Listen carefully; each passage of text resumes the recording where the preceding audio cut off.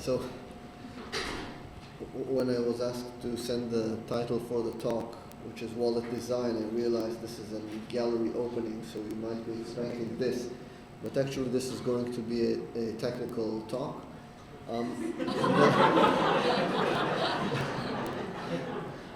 There's a famous quote usually attributed to Mark Twain, that history doesn't repeat itself, but it often rhymes.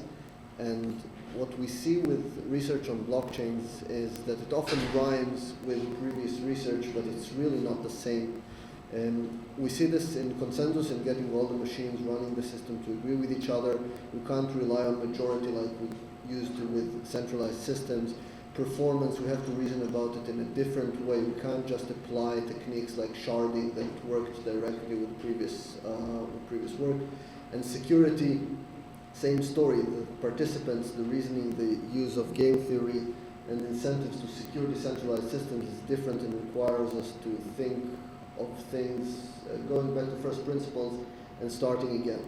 And the context I'd like to talk about here today is the context of wallets. So how we secure our NFTs and equally any cryptocurrencies we are securing. So what's a wallet in a blockchain in a decentralized system? It's really just a rule for asset protection. Usually we use a secret number called a secret key. Often it's encoded as 12 words, but it's really just a secret number. And now we have a question of how do we secure this secret number? Now, we could keep multiple copies, right, in different places, in our wallet, on our phone, in the software. But if we have many copies, then someone might see them. This is called leakage. Someone sees one of the copies, and now they have our secret, they have our money, they're gone. It's done. So we could keep just one copy of the secret in one of those locations. But then there might be flooding, or our phone might break, and then we don't have access to that, and then again, the money is lost because we don't have our secret key. And it can also be stolen, so if we had just one copy in our phone and the phone was taken from us and we don't have the key and someone else did. So actually, just this simple taxonomy is something new. Not to say that it's very deep, but apparently it wasn't necessary before we had to secure huge amounts of money with a secret number. So we use more elaborate rules. So rather than knowing a key, we say let's have the blockchain require us to know 2 out of 3 keys, or 2 out of 3 keys and also 1 out of another pair of keys. It can become elaborate. Now, if we want to start reasoning about it formally, then we understand that this is actually a monotone Boolean function. Function because the wallet depends on how many keys we have, Boolean because we either have or don't have each key, and monotone because knowing more keys, knowing more secrets is never going to harm us. The more keys we know, the more likely, the more we'll be able to move the money, reveal the wallet. Now that we have a name for it, it's a monotone Boolean function, then we can count how many wallets there are, and there are many. So this is called the Dedekind number. Dedekind was a mathematician at the end of the 19th century, and he thought about this abstractly. And we see that as we increase the number of keys, the number of possible wallets we can design grows very quickly. So quickly that we don't even know the Dedekind number for 9. So if we have 9 keys, we don't even know how many wallets we could use. So we can't calculate all of them until about here. But already, when we're looking at a small number of keys, we see interesting phenomena. One example is this slide you saw in Ari's presentation in the beginning. This is what happens when we have 2 keys. You see the probability that the key is leaked, that the attacker gets hold of it, grows from 0 to 1%, so no way, 50%, 100%. And on the y-axis, this is the probability of key loss. So no key loss, 20% of key loss, and so on. And we see that if we have 2 keys, the best one, if there is no key leakage, then we should use both keys, because the attacker is never going to be able to get them. But if the probabilities of loss and leakage are fairly small, then the actual best wallet, if we have 2 keys, is to just ignore one of the keys and use just one. Which is not intuitive, and we only reach it if we formalize it and think about this carefully. With 3 keys it becomes more interesting. I'm not going through the graph here. With 4 keys it's becoming even more. This is art, maybe, I don't know. So here's the big lesson here though. In this context, quality is more important than, sorry, the other way around. Quantity is more important than quality. You see here the number of keys growing from 1 to 7 and calculated the optimal wallet for you for every number of keys. And you see that the probability of losing our money drops exponentially.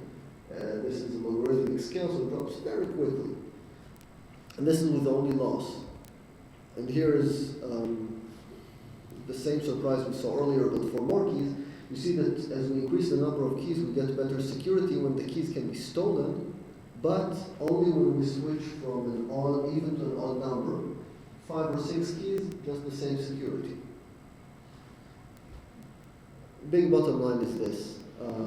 It is better to have more keys with not so great security per key than to have fewer keys where each key is much better. So this is not only against your intuition maybe, but I know of big institutions, think large banks, that keep a single key underground in a well-guarded vault, where we see here from a quick analysis that it's better to actually have several keys even if each of them is slightly less secure.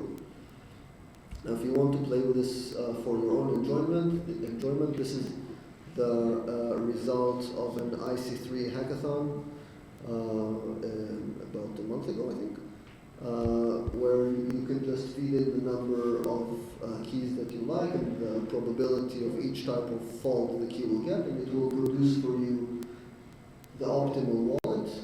Everything runs on your own machine, so zero information goes from your device to any server, so you're not revealing any information. You can also try to guess what wallet might mean. It will calculate the success probability of the wallet for you.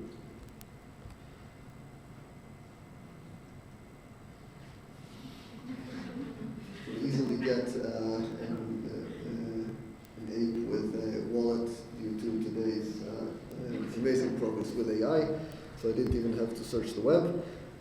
In summary, blockchains bring about new challenges almost everywhere they touch. You saw this, everything from legal to art to the tech side here.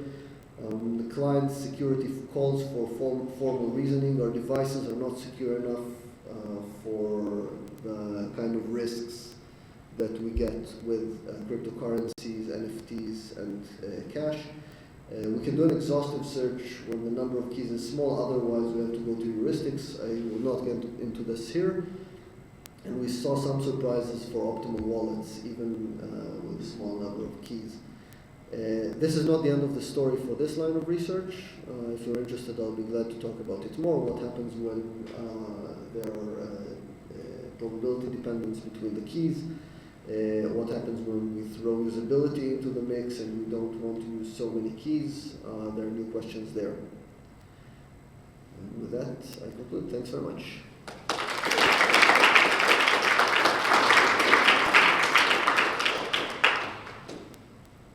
Yeah. Question. So there's a lot of talk about Move, the new programming language for like Sui or not new, but it was the programming language for Libra and Diem, and now for Sui and Aptos.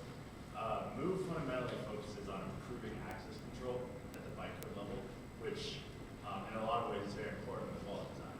I don't know if you have commentary with how utilizing Move for wallet design could help improve security and safety for wallet designs versus something like Solidity.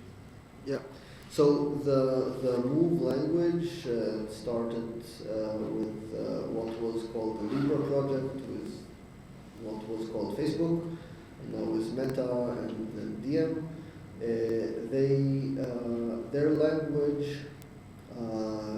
assigns different data structure access types, very informally, to things that are assets. And so it prevents a lot of the issues that occurred with solidity and would have prevented various bugs. And this is also obviously a critical part of the puzzle for getting more reliable security for NFTs and cryptocurrencies. But this is really orthogonal to what I've discussed here, because even if the language is perfect, at the end, in a decentralized system, and even if this is a central bank digital currency or you're in charge of your own assets, in the end, everything depends on secrets that the users are in charge of keeping. And we're good with keeping passwords, either kind of good. We remember some of them. We let 1Pass or Chrome remember our passwords for us, and this works kind of well. But when there are huge assets, there's no one. These are huge assets, and there is no one we can appeal to. There is no "I forgot my password" button for a blockchain. If you lost access, you lost access, and no support from the underlying system is going to help you.